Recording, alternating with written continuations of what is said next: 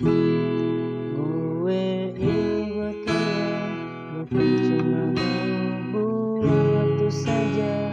Ini juga pekerjaan namanya, menghibur orang besar pahalanya. Kita adalah temanku, dia tak bisa bicara, tapi dia bisa menghasilkan apa yang sekarang ku punya. Keluarga adalah harta berharga mereka, selalu aturkan doa di saat ku di luar rumah, jauh dari mara bahaya. Temanku adalah darahku, mereka bisa membuatku dalam suka maupun duka. Mereka hilangkan semua problema dari dunia panas, dari dunia yang keras, dunia yang harus bertarung melawan semua yang ada di depan mata.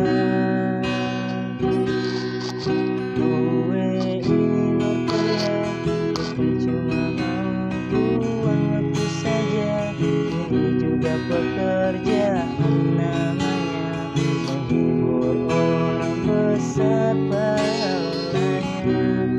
Walau gue gak punya, tapi gue ingin jujur apa adanya, daripada dia yang berpura-pura jadi orang kaya padahal cuma bisa ngabisin harta orang tua.